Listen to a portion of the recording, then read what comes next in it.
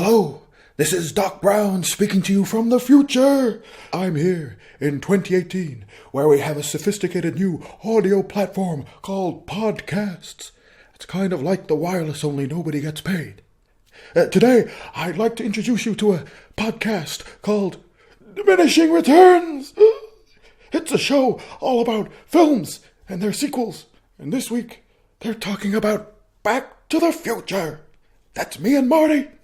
And if my calculations are correct, when this baby hits 88 minutes, you're gonna see some serious shit. This episode contains spoilers for Back to the Future, parts 1, 2, and 3. A Fistful of Dollars, The Wild West, Journey to the Center of the Earth, that's a personal favorite, and Howard the Duck. I've never even heard of that. Enjoy!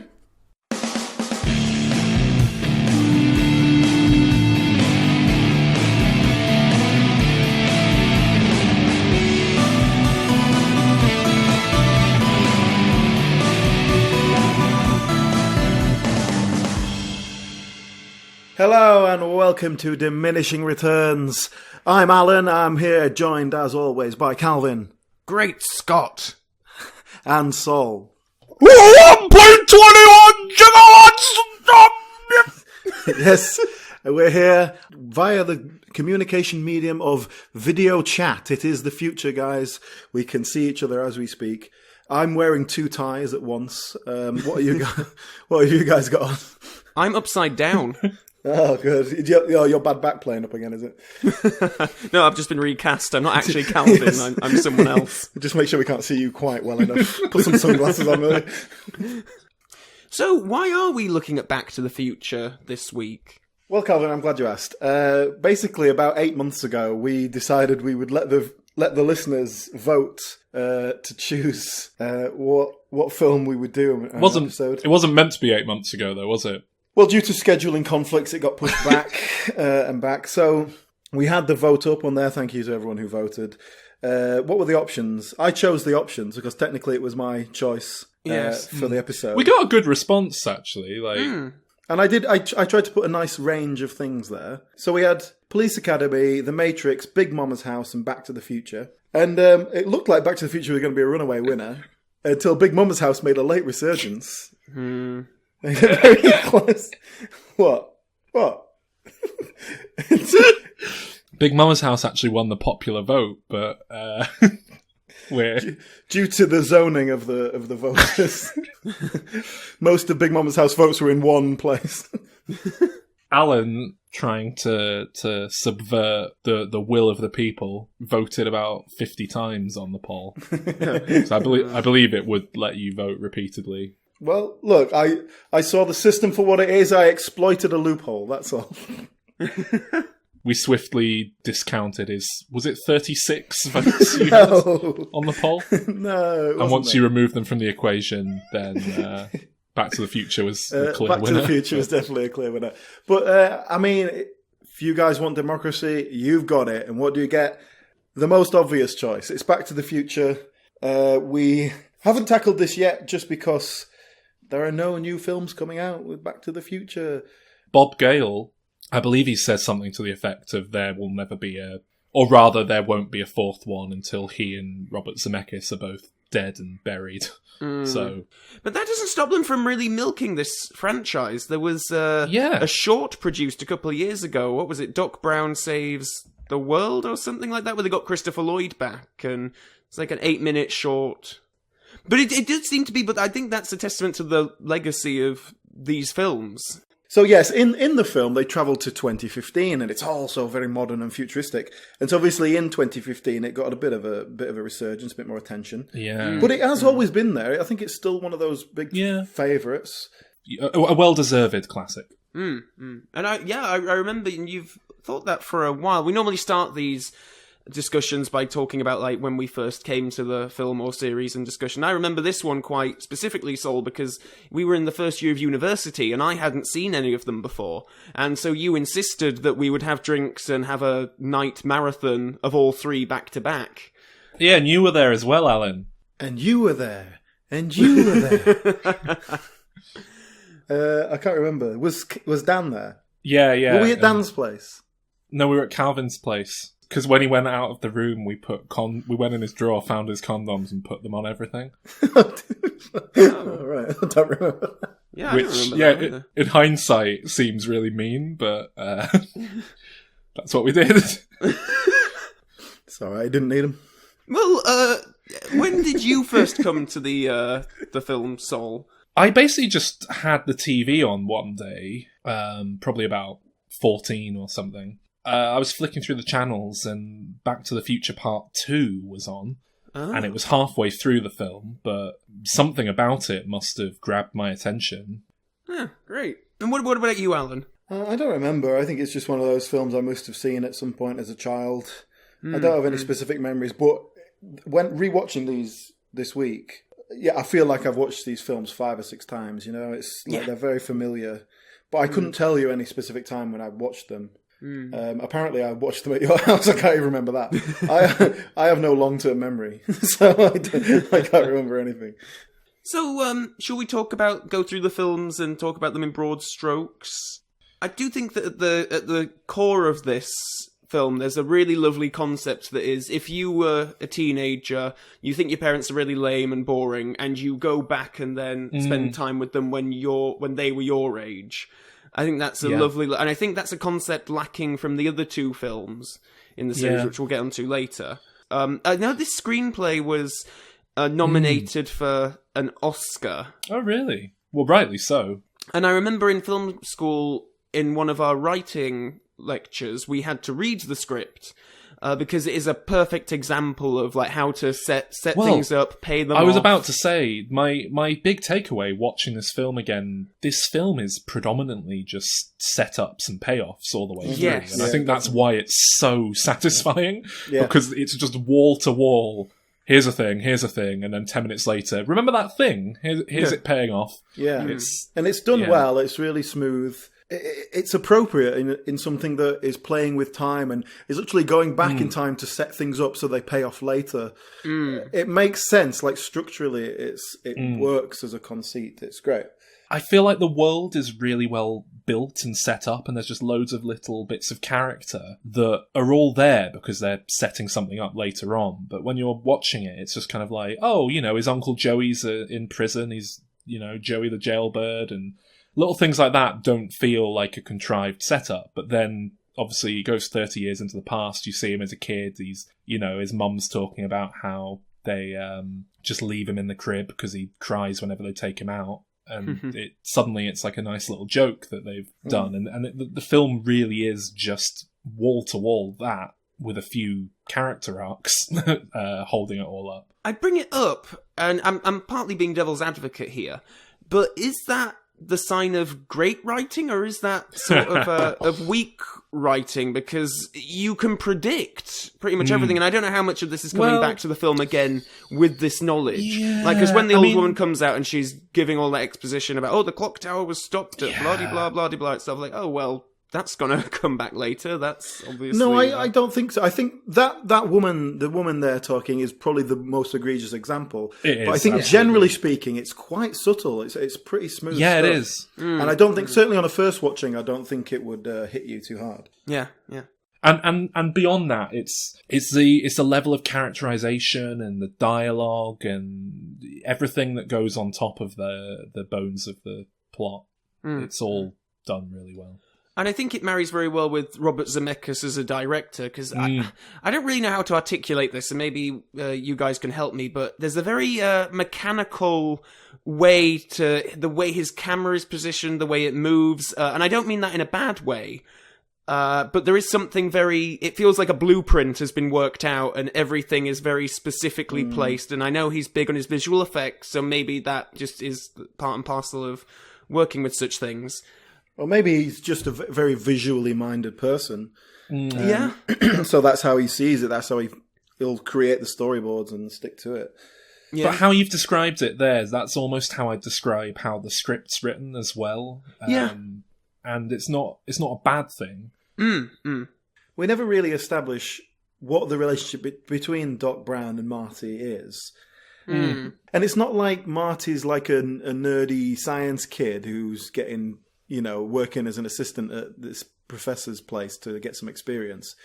Marty is the kind of archetype that set up the 90s and Sonic the Hedgehog and every character with sunglasses that came after Bart Simpson and all these sort of cool guys. He's not quite he's not got the attitude, but clearly people saw, this guy's cool. He plays guitar and has a skateboard. I was about to say, I think that the casting of Michael J. Fox is crucial here, because I think on the page, this could be a very stereotypical cool guy, like someone from a John Hughes movie.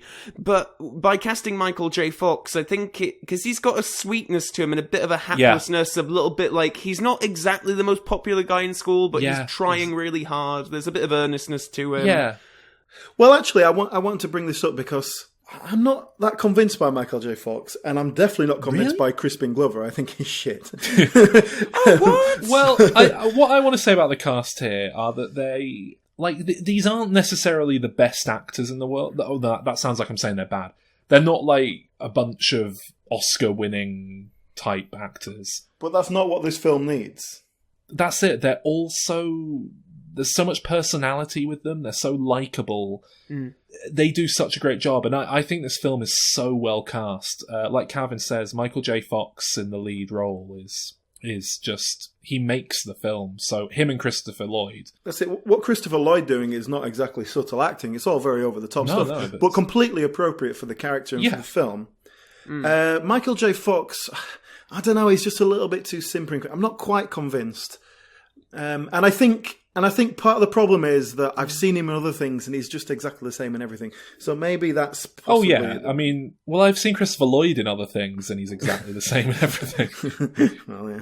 But I think Leah Thompson's really good. I liked her. Leah Thompson, I've seen her in other things and she's exactly the same as well. She's great. She was in Jaws 3. She was in Howard the Duck. She gives Howard the Duck a blowjob. I think problem with Crispin Glover is that I think Crispin Glover's a good actor who's being directed to act much more over the top than he would like to do, and he doesn't really know what he's doing. I very much disagree. I think he's certainly being let loose to do what he wants to do, but having seen Crispin Glover in a lot of other things, he does have a very specific performance style. I don't think I've seen him much else. So.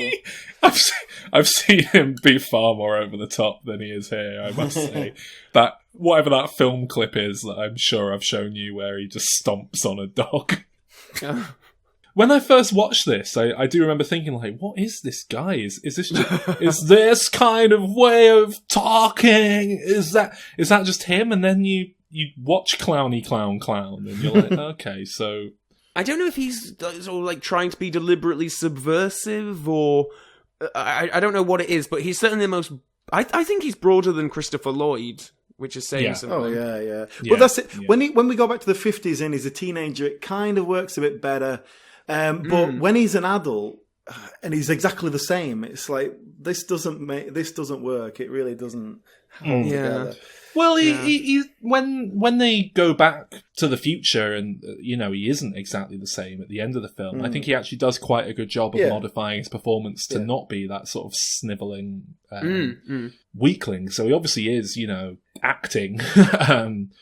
Well, shall I tell you who I love in the whole franchise and who makes the franchise for me? Thomas F. Wilson. Yes. As, I wanted Biff to talk about him. And all the different derivations of it. He's such an underrated actor, just generally. I mean, he's not an amazing actor, but just as a character performer. Actor, this comedy. Yeah, because he's basically just a jobbing actor. He does stuff, he turns up in stuff, but this is the only real iconic role he's had, and I find that very strange that he's not done more work. I think what he does in these films is phenomenal. He's fantastic. He tailors the performance significantly for each iteration of his character throughout the ages, which I guess we'll get into more in the sequels. But so, Calvin, what do you think of Thomas F. Wilson? I was just about to say, I'm very surprised to hear such...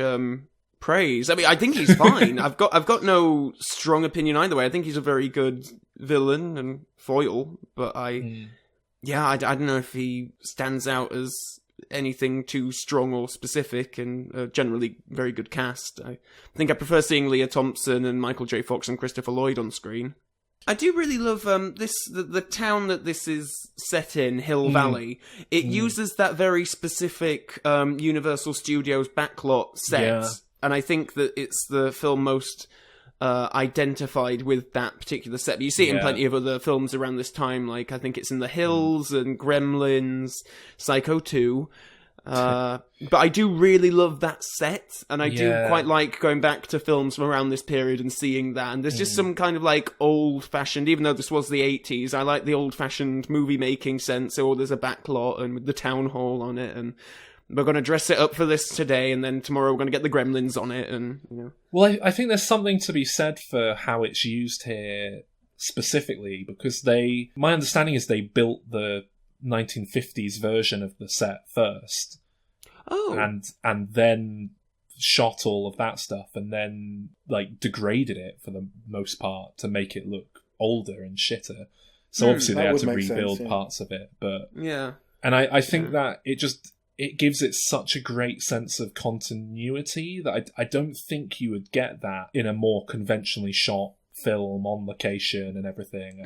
It just feels like, and also it feels like this little contained ballpark that the film's playing in, and it continues throughout the trilogy, because they basically never really leave Hill Valley. It's all this little town for the most part on this backlot, but they've just built it various time to periods. Different in different ways, and then ripped it down and built it another way. And it works really well having it kind of it's not a small film by any means, but having it kind of secluded into one area, because when you're messing about with time as well, you don't want to bring distance into it as well. It's like we need to have some controlling factors here. So it's at the school, it's in the town, you know, that's it. Yeah, this is such a sort of broad time travel film as well, and you know, in the broadest terms, it's a time machine.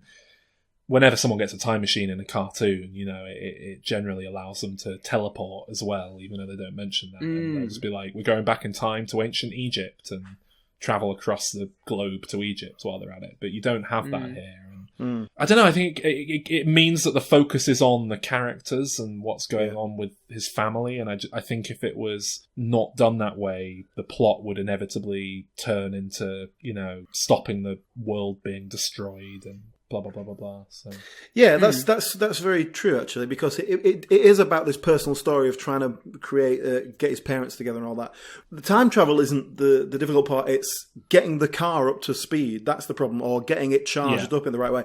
So the restrictions that they have on this time machine are practical ones. They're not sort of theoretical ones about time travel, and that's great. It just means they're back in time, but like they have time travel, but it's not free and easy. And then there's these restrictions on them, and that's what causes the friction. Because otherwise, you just go, "Oh shit, we fucked this up. Let's just go back 5 minutes and stop ourselves from fucking this up."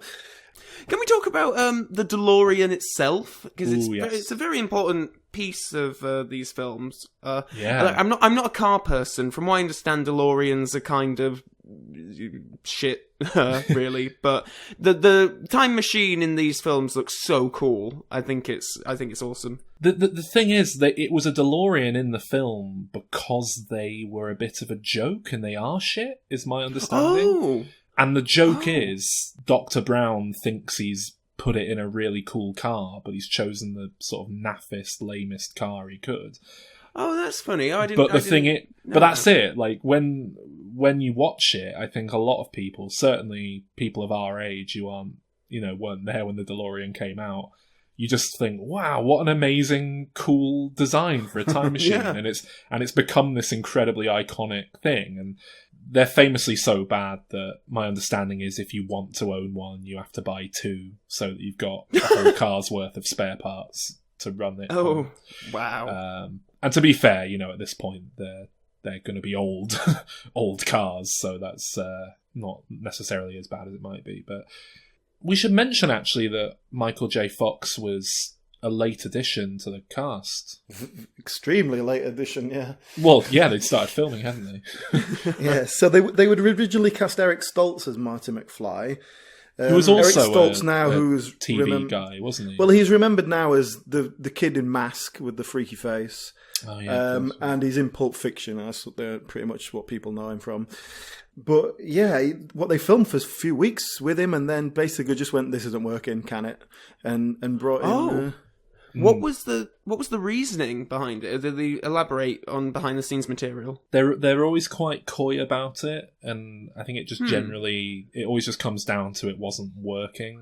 And... Yeah, they definitely no one sort of comes out and says, "Oh, he was a total arsehole, we couldn't work with him." Yeah. It always sort of makes like, look, this just wasn't gelling and we needed to bring a different personality into it, which as we've talked about Michael J. Fox, what he brings to it. Well, this is it. If it had just been a kind of Ferris Bueller figure, which is what I think it would have played like had it been Eric Stoltz. Maybe they were just watching the rushes and thinking, this character's not likable, we need to make him a bit more meek and friendly. Yeah, possibly.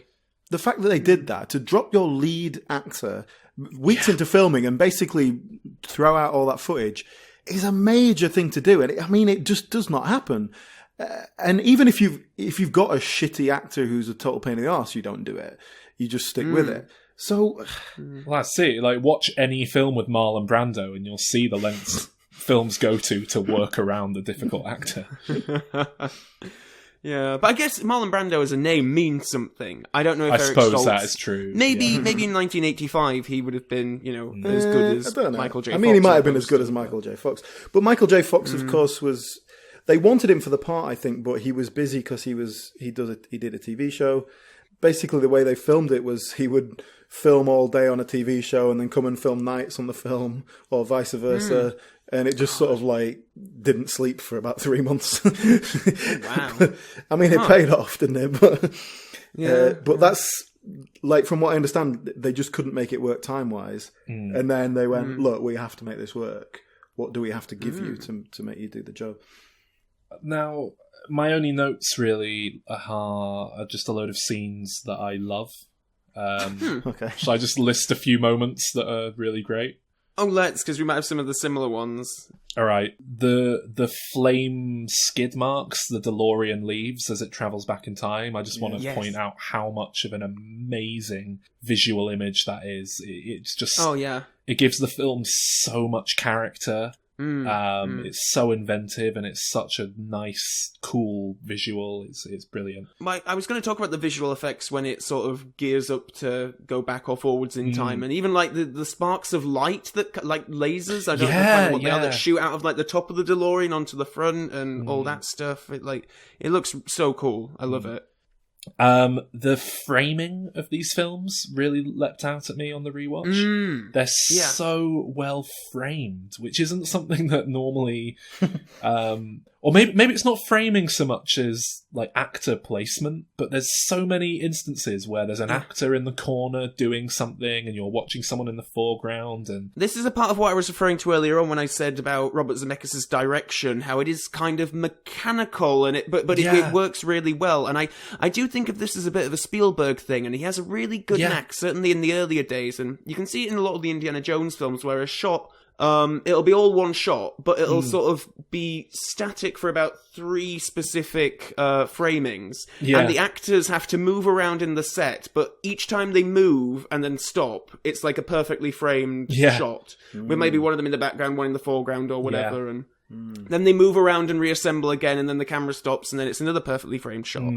I think of that as a bit of a Spielberg influence. Yeah. It's very Hitchcockian, isn't it? Calvin, you're a Hitchcock expert. He was very mechanical in his camera stuff, wasn't he? Yeah, no, that's very true. I assume Hitchcock was one of Spielberg's big influences, was he not? Oh, yes. Hugely. We have to assume. It seems like, Yeah. I did have one more note that basically he goes back and diddles with his family's past, and so when he comes back to his present, it's the same, but everyone's richer. I just thought that's very 80s, isn't it? That's very 80s. To just like, oh, I've improved my life because now I have more money. Yeah. I feel like that's them just adding a happy ending. Yeah, that's a cherry on top. Yeah, but it's a very 80s happy ending. But it still resolves with Marty McFly coming back to a family that he no longer knows, and they're going to be very different in personality. And he's still had the upbringing of the old family.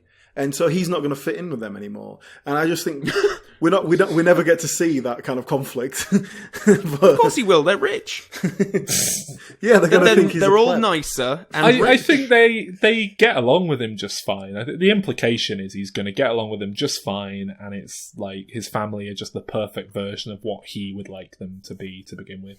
But I think beyond that, I think he has gained some kind of respect for his parents. Like he saw That his too, mum as yeah. a bit of a lazy layabout, and his dad, a unconfident dweeb. And now through this experience of going back and seeing them and what they were like when they were his age, I think he does go back with some kind of respect for them. Yeah. I mean, they've completely changed as people, so I'm not sure how relevant that is. But And now yeah. every time he looks at his mum, he's going to think about that time in the car where... Yeah. Yeah, there are some uncomfortable incesty moments, as well as an uncomfortable rapey moment. I love that this film doesn't shy away from any of that, though, because it's. I'm not sure you get the incest stuff through a film like this in this day and age. Well, I think it plays really well. I think his Yeah, it reaction does. is perfect. That kind of Exactly. squirmy. She doesn't know, so she can play it up a bit more. But he has to kind of go along with it to get her into where he needs to get her and all that sort of thing. And I think it works because they play it well and they just tone it just right. And then when they have the moment, there is this sense of like, oh, this is weird.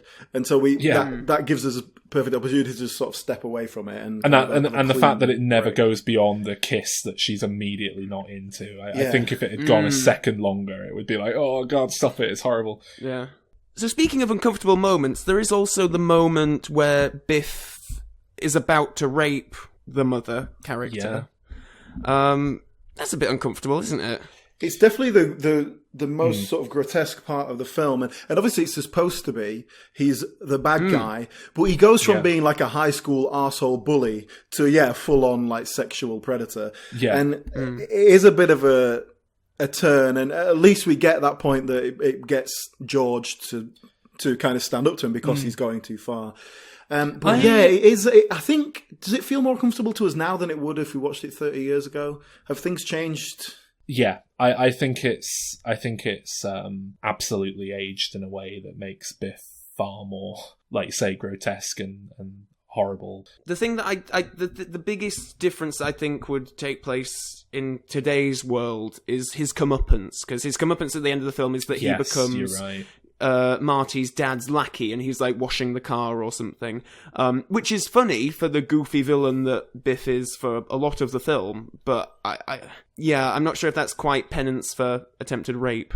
Yeah, if you're a rapist, that's not quite enough. I think if that scene played out just differently enough, so you didn't think it was going to be rape, but he's just kind of being really hands-on and kind of harassy. Well, I think that's how it's intended, but with the eye from 30 years ago and watching it now, it's clear as day what he's like doing. And when he says like just walk away to George McFly, it's fucking chilling. That is the like, creepy full part. Yeah, blown. you're right. Yeah. But I do think you do get the impression that they put that scene together with the sense of, oh, he's just being a bit handsy and, it's not that big a deal. Like I say, it's something. It's certainly aged in a way, but I don't think it harms the film necessarily that it's aged that way. It just makes the character far darker than I think they intended him to be. Well, can we move on to the second film then? Are we happy to do that? Oh, I was just going to say that the film ends on a cliffhanger that is literally the opening of the next film. They just repeat. Well, they reshot the footage, but it was never intended to have a sequel. This film, and this is something I was going to ask. Yeah. Oh, do you not know? Okay. No. Well, this is something a lot of people, I think, believe this to be a film series that was constructed as a trilogy and thought through, and it wasn't. It was a standalone film, and it's just a great ending. Is, hey, now we're going to the future. It's just a real sort of off on another adventure, and I think one of the big reasons people did feel that it was planned, or think it was planned, is that when it was released on video, they went back and added a to be continued at the end of the film. But then the second and third film were put into production back to back, which, was basically just unprecedented. It's not particularly common now, even, but No. But also, these two films are completely different, like with different settings and stuff. So it's not like they were using the same sets. So like, oh well, let's just sort of today we're doing this, shooting this.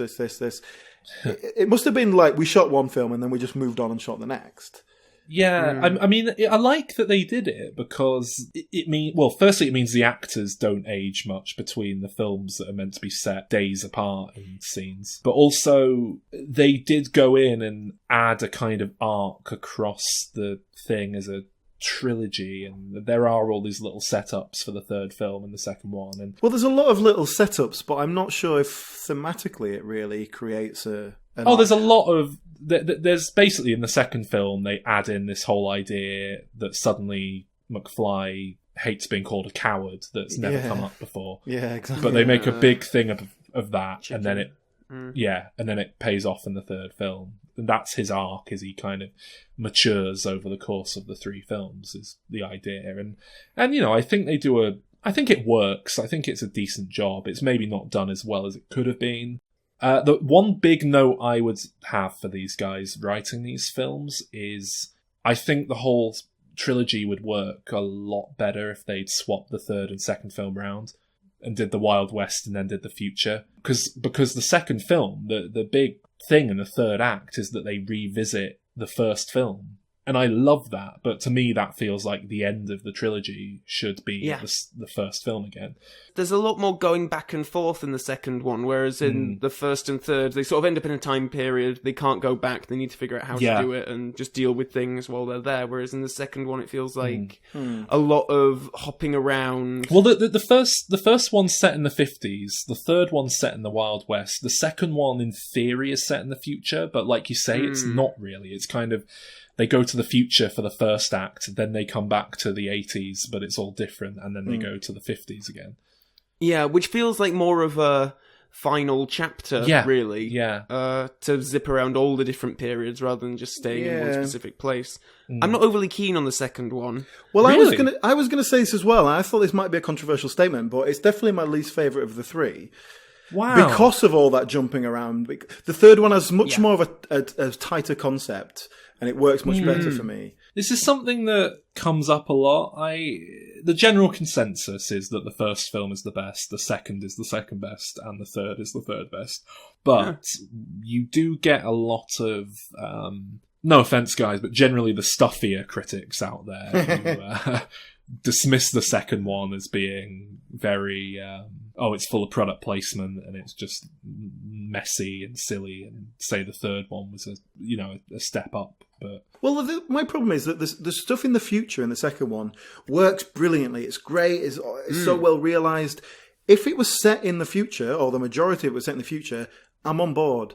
But it's there for about 20 minutes, and then we go off to the 80s, and that's quite cool. We've got lots of different stuff going on there. And then when it goes back to the 50s, it just feels like we're repeating what happened in the first film. And it goes on way too long, that last bit. See, I and love it just when they really go back drags to out. the first film. But that again, this is one of my things that I really like. I love time travel that takes you back to familiar scenes from things, but you see stuff happening from a different angle. And... Yeah, but we don't do it. We don't just go back and see one scene, do we? We go back and see like the last 45 minutes of the film, and then we just do the last 45 minutes of the film from a different angle. And it's just too long. It's just too much. This is why I think it would work better as the third part, because it would feel like a celebration of the franchise and it coming to an end. And I kind of get it, and it did strike me as messier than I remembered on the rewatch, but I still love it, and I think it's better than the third one, personally.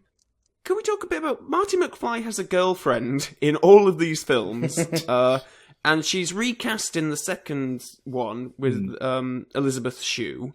Yeah. And is very promptly, what is she, knocked out? She's paralysed in some way and literally thrown in a dumpster. Yeah. I did.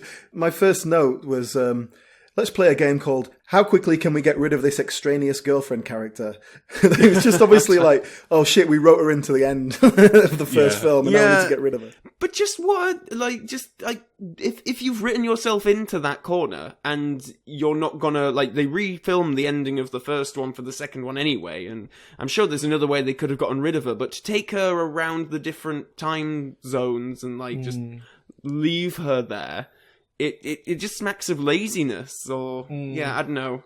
They do get her in the house, and that allows us to be introduced to the family through her eyes. So that but works. that's it. It's really just sort of exposition for us, if more than anything. It's sort of setting up who the family are now. And I'm not sure how much I like the idea that the same actors are playing like each other's parents and grandparents it's and very grandparents, and it's very Blackadder, isn't it?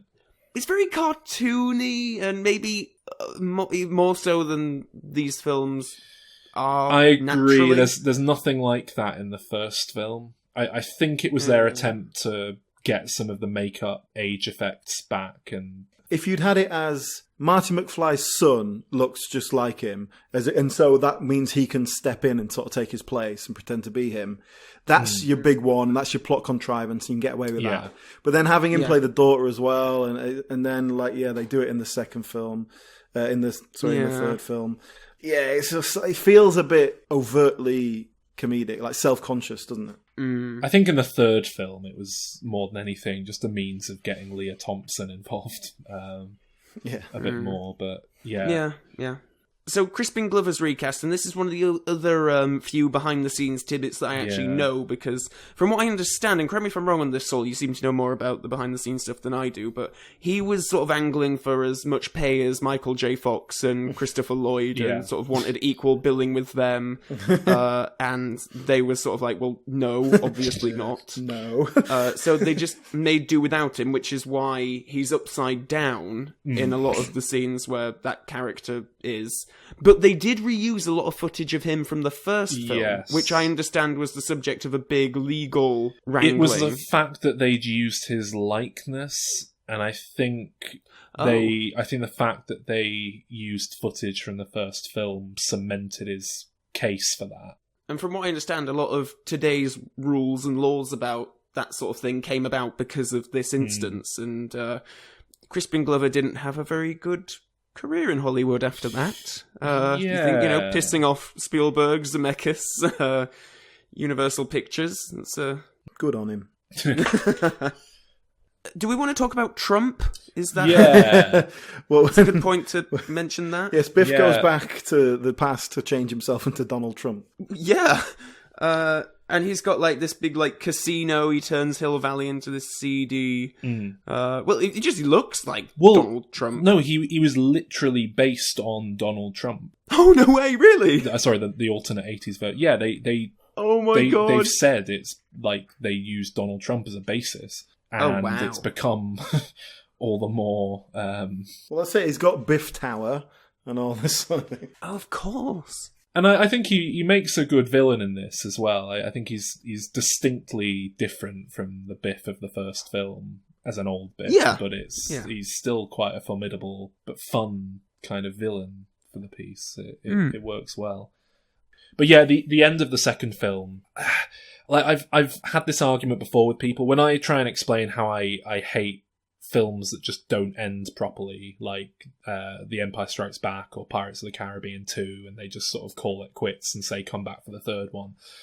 I will generally point to Back to the Future 2 as a good example of how you do a middle film, because the plot is wrapped up and happy and the arc is closed out and satisfied, but then at the very end, something else completely different goes wrong and sets up the third film. So the big new addition to this third installment is Mary Steenburgen and the fact that we're in the Wild West. And the main plot here really is basically when he gets back in time, the fuel tank is damaged, gets shot, doesn't it, by an engine. An engine, yeah. And so he can't drive the DeLorean anymore, which means he can't get it up to 88 miles an hour. So yeah, but it really is for the most part a standalone Western adventure, which I think this film went a long way towards winning me over to Westerns as a genre. When I was younger, I always used to find Westerns so dry and boring and just not a particularly gripping aesthetic for things, but there's a handful of Westerns that are quite fun and throw in a time machine or a robot, and it's won me round to it as a genre. I quite like a Western now. I guess the character arc is Marty learning that, he matures. He doesn't have to fight every time someone calls him a chicken. I do think it's a very specific trigger that he has. Yeah. The payoff there is when he gets back to the present, and that really feels like a sort of epilogue that just doesn't quite connect with the rest of the film. I don't know if you guys agree with that. It's because it's all set up in the second film. There's this mention of an accident and with a Rolls Royce, and it doesn't pay off then, and you just think, oh yeah, that's why he's not a musician, of course. There's so many weird little setups. Like Biff is just watching. Is it A Fistful of Dollars at one point? The end scene that they then parody in the third film.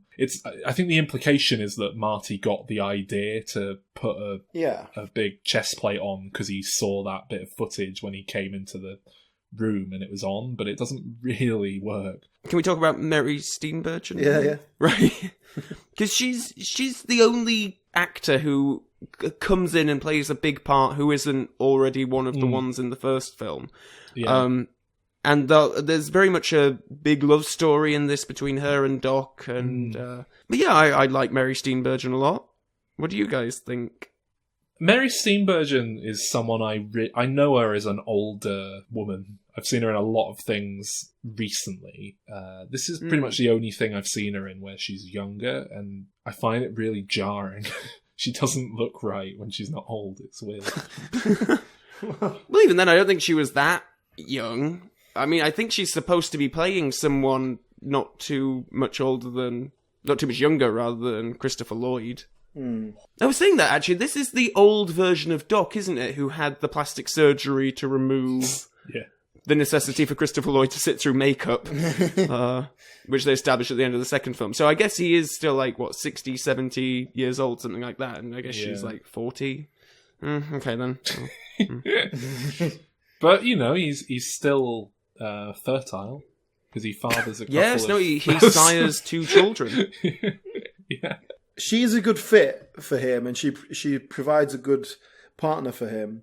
And I think that works in the sense that they don't really have much time to set it up or do anything with it. It's just kind of like, oh, look, we need these guys to fall in love. And so I think it works quite nicely. And it works a lot better than when we see Marty McFly with his girlfriend when he's 17. And so we naturally just accept that they're going to be married later and have kids, as if that's a normal thing that always happens. Yeah. Whereas, at least with these guys, it feels a bit more genuine, like they're a bit older and wiser. And so you can go with it a bit more. But yeah, I think she does a good job in the role. It does feel like it doesn't really go anywhere, or it doesn't add anything. It feels like it's just filling up plot time. One of the reasons I think this is weaker than the previous film is I think it's a tad too long. It's a much slower pace compared to the frantic second one, but I think I'd rather have frantic than dragging. My feelings on the third one are generally that it's very underrated, because like I say, the general consensus is that this is the weak one, and I think it's good, even though I prefer the second one. What about Thomas F. Wilson in this one? Because in this he just plays one character, but again it's a very different character, and he does something much more with it. I think he's good, again. I do as well. Yeah. I think he does a very good job and he really fits that archetypical character. That it's almost to the point that I wonder if they had the idea of Biff Tannen as an outlaw in the Wild West and wrote the rest of the film around that. Ding dong! Oh, guys, it's Irish Michael J. Fox at the door. Oh God! All right, lads, are you going to let me in there? I'm looking for Mr. Eastwood. Oh God!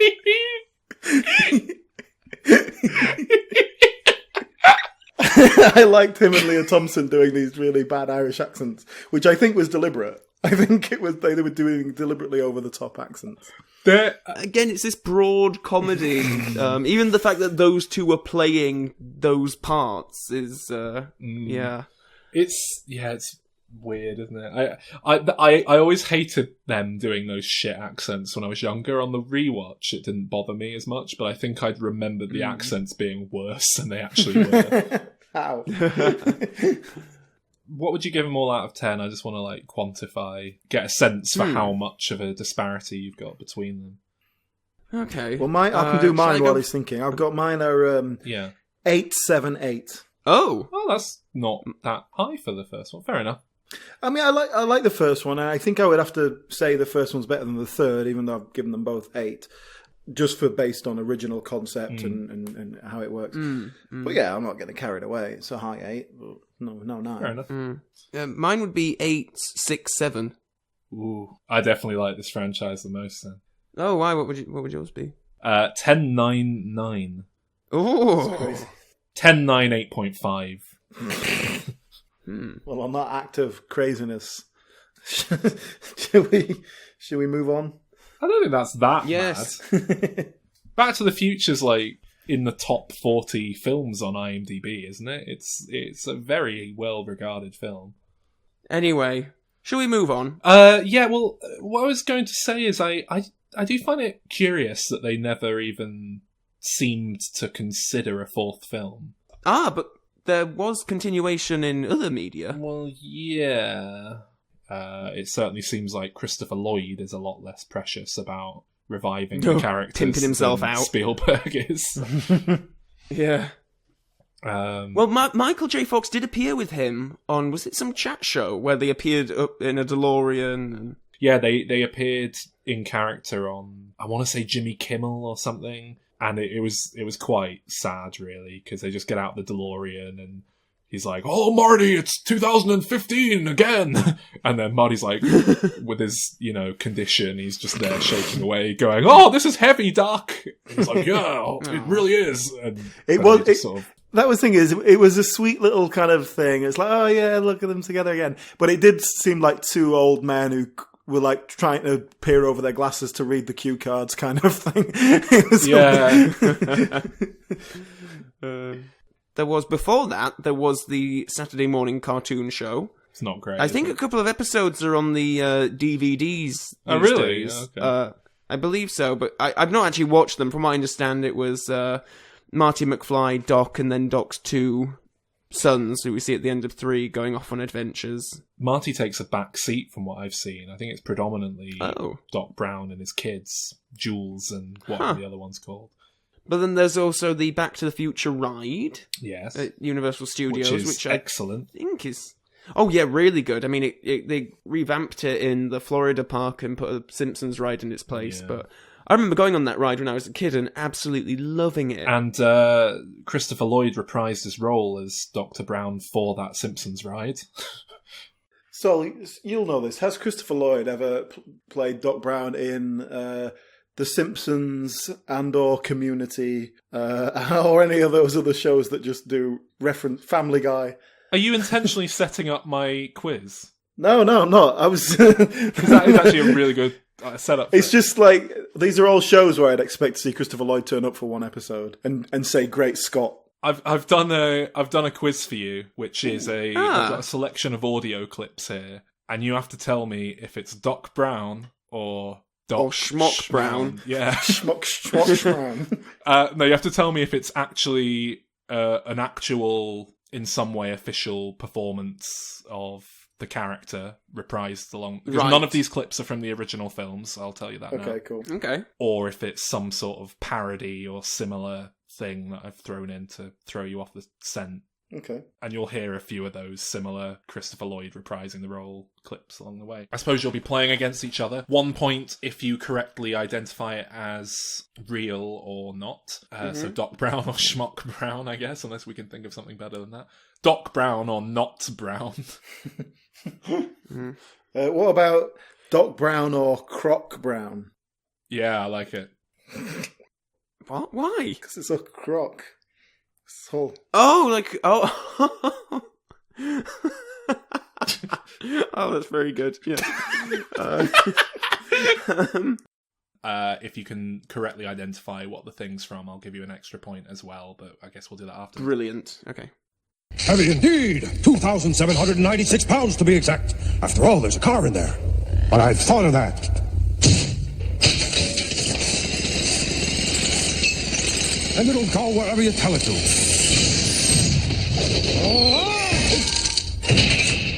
Look what I've done inside the car. The time circuits are now audio activated. Huh. Sorry, all these are Christopher Lloyd. We're not guessing whether or not they are Christopher Lloyd. It's just whether or not he's playing Doc Brown. Christopher Lloyd.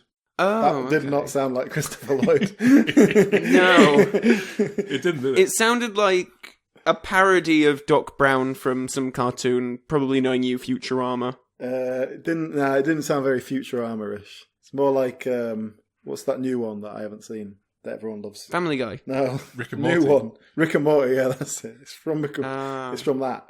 Because it was so... I could tell it's modern because it was too quick and sort of no attention span audience. You both going Croc then? Yes. Yeah. You are both incorrect. That was from the Back to the Future animated series. Oh, God. No. That was Dan Castellaneta voicing Doc Brown was it? very poorly there. Oh, can I hear it again? Oh. No, it's Dan Castellaneta. Because Because there was something in there that was familiar, so maybe that's why. Heavy indeed. 2,796 pounds to be exact. After all, there's a car in there. You know, the thing with Dan Castellaneta is like it's the same thing like when he was doing the genie for the Aladdin TV show. It's just lacking that energy that the original performer brought to it. There's something quite lethargic about it, which is weird because I don't feel that when he does other characters. this is it. When he does an original character, he is a phenomenally talented voice actor. In The Simpsons, he's excellent. Yeah. When he turns up as Robot Devil in Futurama, he is excellent. But I agree, he seems to only be capable under certain circumstances. Right, next clip. I see you're admiring my box. It's my own invention to keep sandwiches in. You see, I carry it upside down so they don't get wet. Oh, I know what that is. Oh, damn it. I can't remember what it is, but I've definitely heard that before. That is definitely Christopher Lloyd. Yeah, that was Christopher Lloyd. That's quite an old Christopher Lloyd. I'm going to say not Doc Brown. I don't think it's Doc Brown, but I'm trying to think of Christopher Lloyd films. I'll go Croc, because I think it's Christopher Lloyd, but in something else. You are correct. It's Christopher Lloyd playing the White Knight in the 1999 TV movie version of Alice in Wonderland. Oh, wow. He sounded much older than 1999. I think he's doing an old man voice. It's He seems to be doing. Yeah. Next one. How high? Well, pretty darn high. Out! Sorry, officer! Advanced technology is wonderful, but sometimes the simplest things are more enjoyable. Up here, I can do anything. I can keep an eye on the local bird life. Huh. Something about bird life at the end. I think that is Doc Brown. I think that's Doc Brown as well. I think that's Doc Brown in like some sort of corporate video for like a bird sanctuary or whatever they got him in to do. I'm going to guess some kind of cartoon. I'm going to give you a point for that, Calvin. That was also from the Back to the Future animated series. Each episode opened with a live-action sequence with Christopher Lloyd and Doc Brown setting up the episode before going into the animated bulk of it. And that What was on him. earth? That was him in an episode in a hot air balloon. Like, did they just not have faith in him to voice the character? If he's going to turn up and do, like, It's weird, isn't it? vignettes, it's really strange. Wow. Okay. All right, next clip. Calvin, you are winning by 1 point. Ooh. Is there a problem here? Your existence! I was told I was coming here to meet a wealthy art investor who could fill my coffers. No, I'm not above that. Yet. Instead, I find myself face to face with a nightmarish product of our floundering American educational system. Hey, I don't have to take that, do I? Why don't we just call this whole thing off here? I'm not so crazy about your attitude. You, sir, are an ignorant man. You are all ignorant. You're all stuff to fill graves. Okay, well, I think on that one. yeah. So I'm guessing it's Schmock Brown. Oh, no, sorry, Croc Brown, yes. I'll go, for the sake of competition, I'll say Doc Brown, and that he's sort of definitely in that character. And it's like, it sounded so bad and stilted that I thought it might be like a sketch show like Saturday Night Live. because it felt like no one had learned their lines properly, or they'd just been given them like half an hour before. I didn't recognise the other voice, though. No, Calvin is correct, I'm afraid. It's not Doc Brown. It was Christopher Lloyd making a guest appearance on Cheers. Oh! Yeah, the show that, of course, our favourite, Frasier, Kelsey Grammer. Yeah. Plus some Mary Steenburgen connection, of course. She married Ted Danson. Yeah, Ted Danson in that clip, in fact. Oh, was that Ted Danson? That was 1984, the year before Back to the Future, just to give you a sense of where his career was prior to the film. So there you go. Calvin's now winning by 2 points, so come on, Alan, you can... Get in! Watch your step! Hurry up! Get in, let's go! We've got to move! I know what this is. Yeah. Watch Let me your guess what step! this is. Well, I've never been on the ride, Get in so now. I'm guessing it's the ride at whatever you were talking about earlier. Yeah. And I've not been on it, so I should get the point. No, what? I mean, yeah, it's that ride. It's quite a nice, easy one, that. Yeah, that's just him urging you to get on the in the DeLorean before it takes off.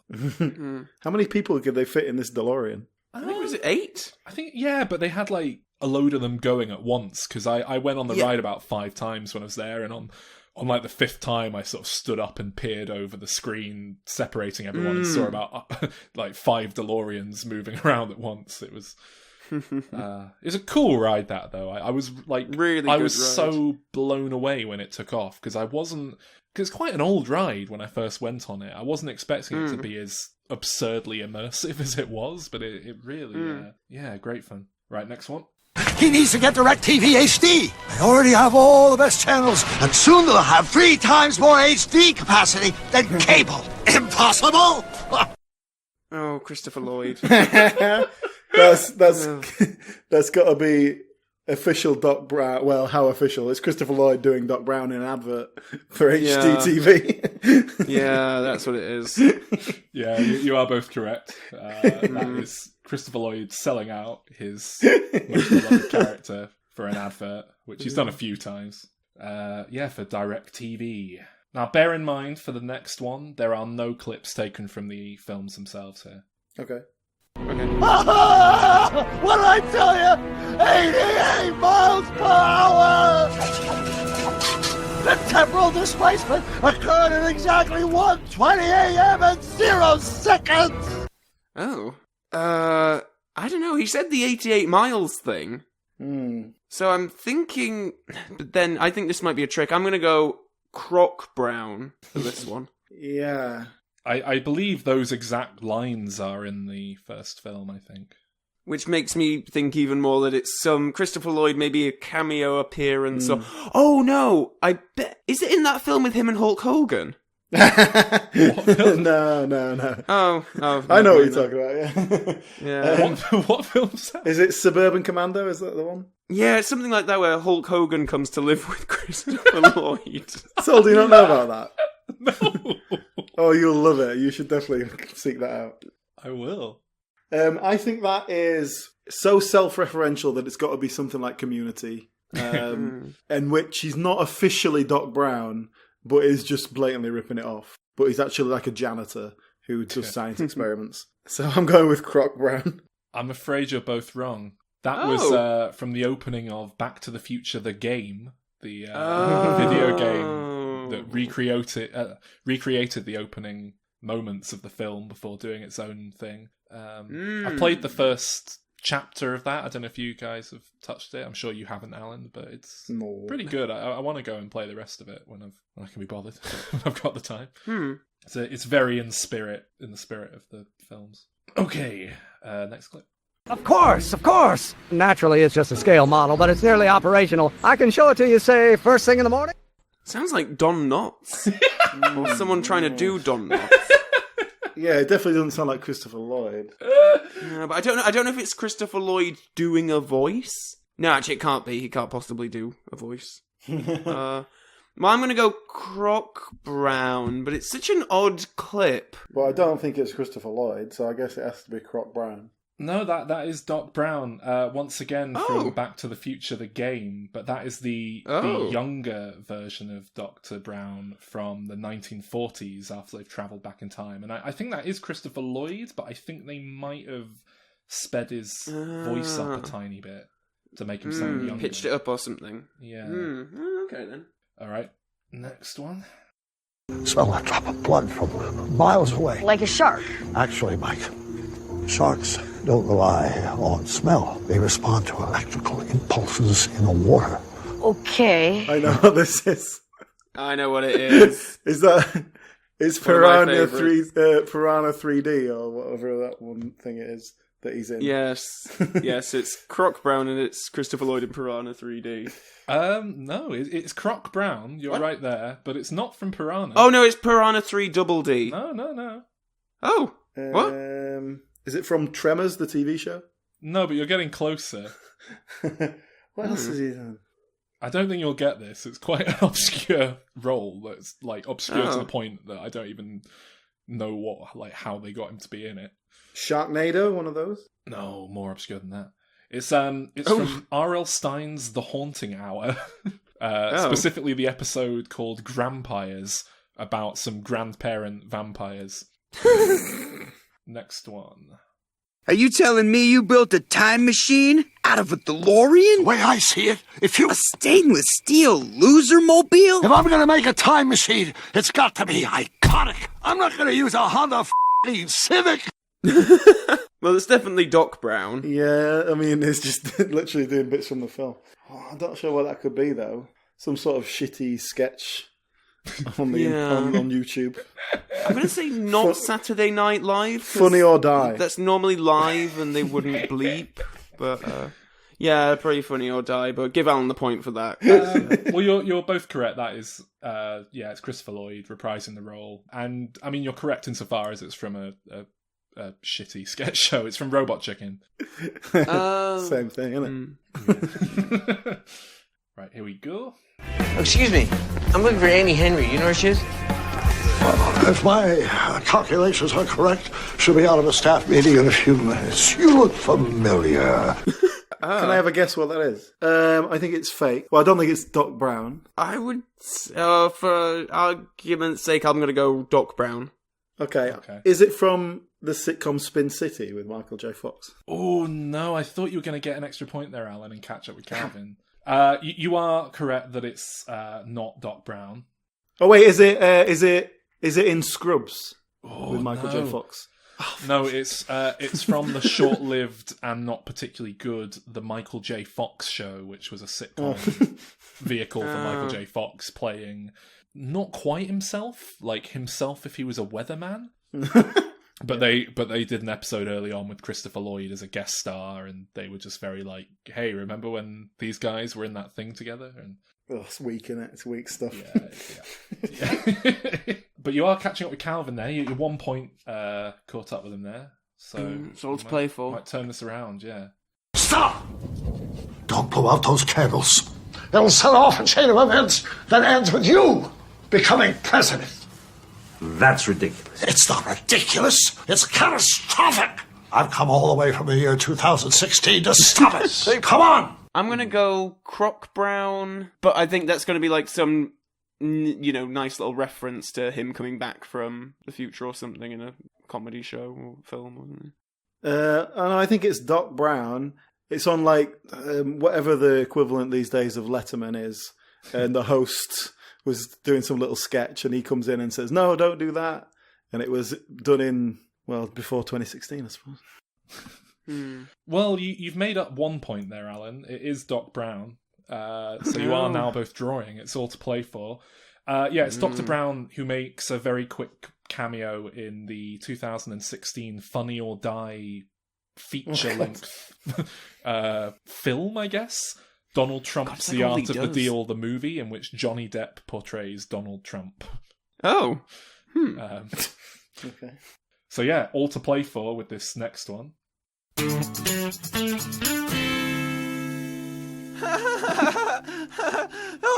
Oh, Doc, this is the most fun, because now that there's no tree, I can fly the kite all in the yard. Yes, Marty. It's fun, Marty. Arr, matey. But still, I sometimes often wonder who that 1950s man was. We killed him, remember? I wonder who he was. Oh my God, Marty! You're disappearing! Oh God, Doc! Why? What's going on? You gotta help me, Doc! I'm fading away! I'm disappearing! It hurts! The 1950s man, Marty! He must have been your great-great-great-great-great-grandfather! Hurry, Doc! What can we do? You gotta fix me! I don't know what to do, Marty! Wait, Doc, I've got an idea! Your balls! Let me lick on your balls, Doc! By Jove, you're right, Marty! Hurry! Suck on my balls! This time is a little different, Marty. You have to jerk me off while you do it. Jerk me off, hurry! It's for your life, Marty! Jerk me off! Oh, please work. It's working, Marty! It's working! It's working! You did it, Doc! You saved my life! You saved my life! No, Marty, we saved your life. We saved your life.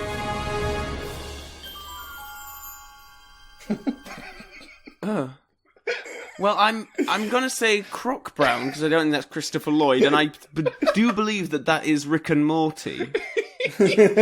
Oh, really? I was gonna go. I was gonna go Croc Brown. I was gonna go porno take on Back to the Future called Crack to the Future. Gay porn. I mean, it's obviously not an official Doc Brown. Calvin is nearly there. That's actually from The Adventures of Doc and Marty, spelt Mharti, which is a really stupid, crude cartoon made by Justin Roiland that was developed into the far better Rick and Morty. I recognised his voice, but and Rick and Morty is much cleverer and not as stupid as that. The whole like of that short is just things happening, and then Marty has to suck his balls to fix it, and it fixes it. It solves the problems with the time-space continuum. It's a very clever comedy. Yeah, well, this is why Rick and Morty's great, because you've got Justin Roiland doing that sort of shit on one side, and then like a real writer on the other side making sure it's actually good. So who gets the points? I mean, that's close enough. I think Calvin gets a point there. It's as good as Rick and Morty. Yeah, it's Justin Roiland. So yeah, Calvin, you win by 1 point there. Oh, phew, that's good, because I was going to cause a major upset then if it was a tie or Alan had won, because I've looked up the voice cast for that Back to the Future game, and young Doc Brown was actually voiced by James Arnold Taylor. Oh. So Alan would have got that point wrong. It's still officially Doc Brown. No, I was going to say, it's still Dr. Brown. It's still an official Dr. Brown. Oh, what? Oh, I thought we were just, if it was Christopher Lloyd or not. No, Dan Castellaneta was the one at the start, remember? Oh, yeah. It was so long ago. Oh, well, there we go. Never that mind. Explains why it sounds different, though. Yeah, fair enough. Christopher Lloyd, man of... great actor. Range. Shall we do our pitches? Yeah, let's. Well, I'll do my pitch, which isn't terribly thought out because it's more conceptual, really. But I'd be interested to see if either of you two have done this. But I don't think there would be much point in continuing on the story that we conclude with Back to the Future 3. I think the only way to go back to it would be to remake it completely. Mm-hmm. So I've got my cast here. So, I would cast one of the Stranger Things kids as Marty, specifically Finn Wolfhard, who's one of the main boys in that So we're show. going a lot younger then? Well, I'm figuring by the time we actually get around to making this in a couple of years, he'll be, he'll be 16, but he'll be actually the age he's playing. Yeah, as opposed to Michael J. Fox, who was 25 or something like that. Yeah. And my choice for Doc Brown would be Stanley Tucci. Okay. All right, yeah. I can see that, yeah. I've not filled out any of the other roles because I want to talk more about... obviously, it'd be contemporary, so it'd be a kid in 2020 would travel back to the 90s. And obviously, we do the usual thing. He meets his parents and all that kind of stuff. But what I really want to talk about here is what are the big cultural differences between now and the 90s that can be exploited? Because I think when you go from the 80s to the 50s in America, a lot changed in that gap with the sexual revolution and civil rights and all this stuff. I'm not sure if between now and the 90s there has been all that much change. Obviously, technology is the main thing. The internet's the obvious thing. I think 9/11 is probably a defining moment in history, which was a bit of a watershed of how people looked at the world. Yeah. And I certainly think in the 90s there was that cozy period between the Berlin Wall falling down, Cold War ending, and 9/11. And there was the celebration of the millennium and all that kind of stuff. So I guess maybe the 90s were more optimistic than massively. today. Yeah. Tony Blair. Well, yeah. We all believed. Euro 96, we thought we were going to win it. Didn't happen. So what other changes would there be? You could play on optimism, I guess. You could do the exact same joke about who's president. Donald Trump, the reality TV star. That's true, actually. That'd still be a relevant joke. When in the 90s are we talking about? What you need to be more specific. Yeah, well, I guess he goes back 30 years in the film, right? From 85 to 55. So I guess that'd be the same thing here. So we'd go 2020 to 1990. George Bush Sr. is president. The Reagan kind of economic years are over. Maybe it'd have to be mid-90s. Yeah, we're going to have to make this in 10 years. Yeah. Yeah. I can't have a Stranger Things kid, but I think Stanley Tucci would still be up for it. I mean, it's the internet, basically. The internet's just changed everything. Yeah. And there's elements of, like, political correctness, I think. That, oh, yeah, true. You know, I even think about, you know, people talk about, like, now that Friends is on Netflix and stuff, and how problematic people perceive certain jokes or things to be that I don't think would necessarily occur to, you know, kids in the 90s. I thought that when I was watching Back to the Future and it's in the 50s, and one of the bully kids says to one of the black musicians, he calls him a spook, basically. He says, "Get out of here, spook," or something like that. And I was thinking, like, I'm not even sure if you could do that now. Like, I'm not sure you could call someone a spook, even if you're setting it in the 50s and it's supposed to be an offensive term there. Like, plus, I don't think in the 50s they would have said that. I think that was already toned down for an 80s I think you market, could absolutely do it, but perhaps not in a family-friendly that's what I meant, film. You could do about airport security. Yeah, he turns up to the airport like 4 hours before, and they just go like, "You're way too early, mate. You can be in there in 20 minutes." What are you doing? Yeah. When did drink driving become unpopular? Was that the 80s? 70s, really, yeah. Nah, I don't know. Well, it was 70s when the legislation came in, and it took a while. Oh, yeah, but I'm talking about when, like... Yeah, but even in films, and like you see, like, they just have a drink and drive home. That's no problem. Yeah. And it's not even perceived as like a bad moral thing. Never mind illegal. Yeah. But now it's strictly taboo. Crack down on drugs, probably 80s. Oh, 90s. That was a huge part of the 90s in America. The war on drugs with the Bushes. Yeah. So what about in this film when in the sequel where they have to go into 30 years into the future? So what is 2050 like? I think there's going to be flying cars, and we'll probably like have nobody illegal. We'll just have pills, yeah, and everyone will have like bionic arms and stuff. I think there just won't be an Earth there anymore. I think the fax machine's coming round again. Gonna have a resurgence. I think everyone will have like a chip in their head, so that we don't have to carry phones around. It'll just sort of like. We can just make it work all in our bodies. We'll be cyborgs. Yeah. I do actually think that will. Yeah.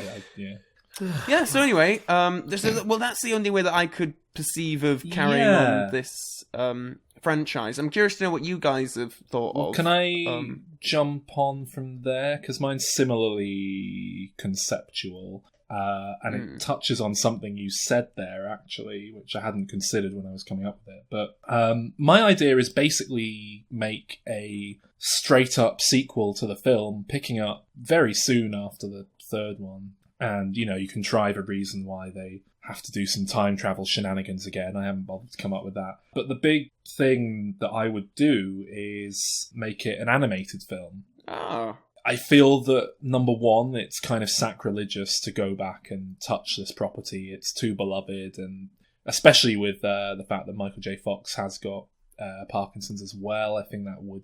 I know he's been on things and they've shot around it, but I think you'd struggle for a full feature film. So animating it, you know, means that they don't have to age. You can get the original cast back, but they don't have to be older. But also, I think that if it's animated, that really sets it apart as a more of a spin-off, more of a distinct entity that isn't touching on and getting in the way of the original trilogy in any capacity. The inspiration for this was largely that Back to the Future game, actually, that I mentioned and had some clips from, because that is set in 1940s Hill Valley during Prohibition, and Biff Tannen's a kind of local mobster. Hang on, 1940s Prohibition, that was the 20s. Sorry, not 1920s, sorry, yeah. Wait, no. Does that work for Doc Brown? Probably not. I don't know, if you think in the 50s he's supposed to be about, 40-something? I think, yeah, sorry, it is the 1920s, sorry. Yeah. But Prohibition might have, individual, states and... I'm trying to remember if they wrote a thing saying that Hill Valley had Prohibition in the 40s to justify it, or if it was just set in the 20s, I can't remember. But anyway, yeah, I think it is the 40s. But anyway, my understanding is that game took a load of inspiration from some unused plot elements from either an early idea for a Back to the Future film or a sequel that never got past development, but they were definitely working with some ideas from the films there, and it's so in keeping with the spirit of the thing, and it's a great little story.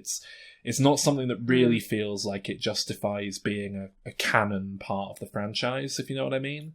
But not that it has to be the 40s or anything. I think you just pick up with, that flying train time machine, and now they can travel all around the world with it, and they can go and explore Victorian London or ancient Egypt and things like that. But I think the first film, because this is going to be part of a series, so first one, I think you just go back to prehistoric dinosaur times, do something with that, standalone adventure in the past. Maybe you can do one that goes to 2045 and does a real non-stop future adventure. Oh yeah, if you go back to dinosaur times, I think you have to have a T-Rex motion captured, played by Thomas F. Wilson. Biff's earliest ancestor. But that's essentially it. Just do an animated film.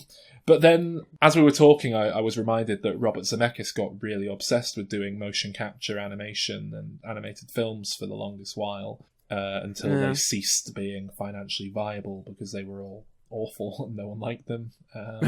On one hand, I think Robert Zemeckis would be really drawn to doing that.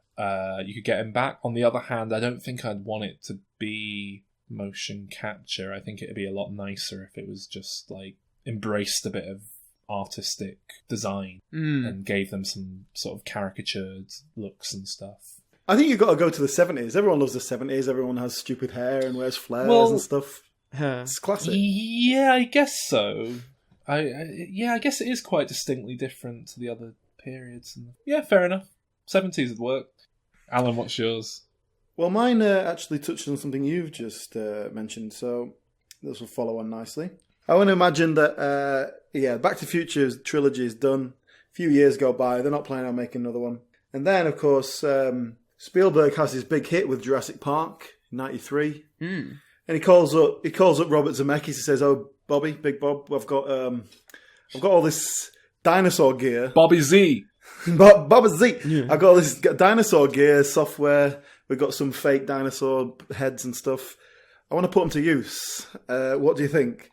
And so we get the Back to the Future / Jurassic Park tie-in.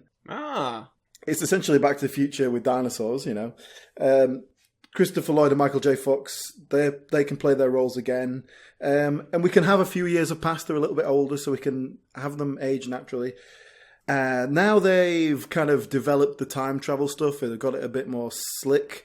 So they're just hopping around time. They're time tourists. And they're a bit more careful about not getting involved. They just go and watch things and see things happen. Try and stay away out of their own lifespans and stuff like that, so they're not affecting things. That's a point, actually. Is Clara going to be in... I guess she has to be in my one. Yeah, is she going to be in your one? I haven't written her in. We can have a scene at the beginning where they knock her out and leave her in a bin. for no reason. Or can it just be like a Bond girl thing and we just have Doc Brown and a different... woman, yeah, exactly. Turns out he falls in love really easily. It never lasts. So during a routine trip to 18th century France to pick up some cheap wine, The time machine suffers some kind of malfunction, and they're accidentally sent back to dinosaur times. Now, dinosaur times, of course, spans about 300 million years. Yeah. But that doesn't matter, does it? It's a film. It doesn't matter. So they're just in dinosaur times, and you can just have all your... there as well. Yeah. And they drive cars with their feet. You've got all your big sticker dinosaurs there: T-Rex, Velociraptor, Triceratops, the ones that kids know, basically. Doesn't matter that they were never anywhere near. Yeah. Vegosaurus. So they have a bit of adventure there. They're running away from the dinosaurs and whatever. But the prime objective of their thing at that point is the dog. The dog has been like picked up by a pterodactyl or something like that. So they have to go and rescue the dog. So that's that kind of bit. So that's your first little act of adventure. So then they sort that out. They get back in the time machine. They're heading off for home, but all the dinosaur action has got them in a dinosaur-y kind of mood. So they decide on the way home they'll just drop into 1959 and go to the cinema to watch Journey to the Centre of the Earth, which is a film adaptation of a Jules Verne novel, in which they encounter some dinosaurs as well as many other things. So obviously the doc kind of thinks, I fancy watching that film now. I haven't seen that for ages. So they drop into 1959. However, unbeknownst to our heroes, somewhere along the lines while they were running around, a T-Rex left some eggs in the car. And now, while they're in the cinema, they hatch and jump out in the 50s, in 1959. So obviously the Doc and Marty, they get back in the car. They go back to their current lives, which would be 1995 in this case. So, but when they land in 1995, and it's like all chaos has broken out. Humans are living in tribal groups, and they're mainly occupied with protecting themselves from the Tyrannosaurus menace that plagues the city. Because for some reason, not only did the dinosaurs flourish in 1960s America, probably because there's some sort of blast of radiation from the flux capacitor. It means they breed at a terrific rate. And so there's like loads and loads of T-Rexes that have taken When over. they first get into alternate 80s, can you recreate the shot where Jaws, the hologram, eats him, but with a T-Rex, and he's going, ah! It goes, Jurassic Park 19, directed by Max Spielberg. They don't have enough fuel just to get out of there and try and change things back. So they're kind of stuck there for a while, and they come across there's a tribe like fighting a T-Rex, but because he has the scientific knowledge, you see, Doc Brown, he knows that the T-Rex's vision is based on movement. So they do. So basically, they do a very high stakes version of that game where you have to sneak up on someone, and every time they turn around, you have to stay perfectly still. Oh, like what time is it, Mr. Wolf? Yeah, that's it. Yeah. And then you have to sort of, every time they turn around, like freeze. So they're doing that to Tyrannosaurus Rex, and they manage to get there. They tie some ropes around its legs. And like pull it down, and it's just laying there with its little arms flailing around. Oh. So the tribe that they've rescued, they welcome them in, and there's a bit of sort of fanning about.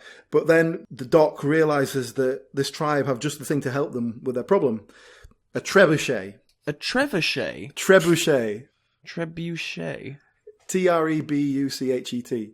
What is that? It's one of those things where you fling someone, you fling usually a rock or some other projectile weapon. Right, okay. Is it like what dog walkers have when they're making the dog's ball go really far? That's it, yeah, exactly. That one of those, but attached to the ground. And this is a fancy word for it. It's the word for it. Just call it catapult. Mm. Catapult with a bit of rope on it. That's the letter. Okay. That's something they use as a weapon because there's no technology, and so they've got more primitive weapons like that. But Doc Brown realizes that they can get the flux capacitor and a battery and sit in this trebuchet and then be launched and get up to 88 miles an hour, which I don't think realistically you could, but whatever. So they're launched through the sky. They hit the They button could or whatever. if they fall far enough. I'm sure they'd get up to speed. Yeah, so they do it off the edge of a cliff because there's no such thing as terminal velocity. No, I know, but would that cap out before 88 miles an hour? Maybe it would. Anyway, so they're launched. Yeah, I guess it would, wouldn't it? They fly through the sky, they activate the time machine, and they go back to 1959. So they find the car that was left by the other versions of themselves when they got into the cinema. They find the eggs in the vehicle because they worked out what happened. They found the hatched eggs. But they arrive just in time. The eggs are hatching, little plucky little dinosaurs are peeping through. And so the only thing they can do is to find a nearby stick and then repeatedly smash the baby dinosaurs to death to make sure they don't breed. You have to think quickly sometimes. Okay, they've sorted the problem, crisis averted. But now they're in a timeline with a previous version of themselves who are now on an alternate timeline, and they realise they need to let their other selves go on unknowingly, and they will never have this problem, and therefore they would not exist. And so they just slowly fade away into nothingness. That's the end. Huh. Well, there we go. And do you have Thomas F. Wilson playing a T-Rex in yours? I think you should. This would be in 95, though. We wouldn't have the motion capture particularly. I'd love to see a 1995 interpretation of Thomas F. Wilson as a T-Rex. He could be like the leader of the tribe that they come across. And at first he doesn't trust them, but then he learns that they are there to help. Oh. Well, there you go, listeners. You voted for it. Hope it was worth the wait. I think it was. I thought that was a very good discussion that we had. It's a good set of films. We didn't say they were shit when everyone else likes them, so hopefully we won't get too much kickback from the listeners. It was an astonishingly positive show, actually. Yeah, I was hoping that one of you was going to be down on them or something. Yeah, if there's anyone out there who doesn't like Back to the Future, then we'd be interested to have a discussion about it. Let's get your opinions. Come on the Facebook group. What is it? Facebook.com/diminishing returns. Is that right? Is that not right? You said forward smash. Smash. You said it. I'm sure you just said forward smash. I thought I heard it. I wasn't going to pick him up on it, but I didn't know. It wasn't deliberate.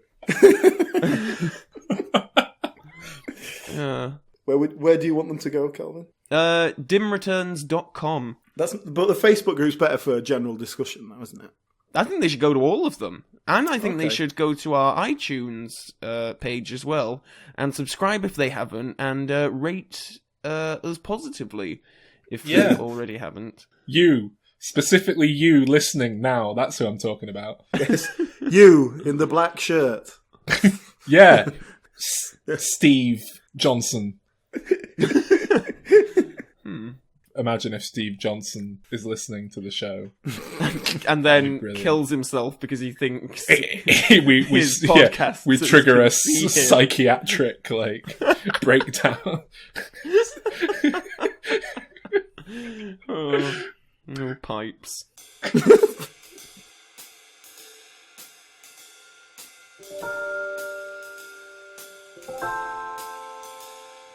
Great Scott! What a show! But I promise you, you'd see some serious shit at 88 minutes. And here it comes. Are you ready? Huh? What did I tell you? 88 minutes! Did you see that? Quite spectacular. All that remains is for me to correct the boys on something they mentioned in the show. The terminal velocity of a human being is well over 88 miles per hour. And of course, it is one way of reaching the velocity required to escape the clutches of the space-time continuum. It's got me out of a lot of scrapes. The trick is being able to free fall for long enough to reach full speed. Well, that's it. Thanks for listening, and come back next week for even more. See you in the future.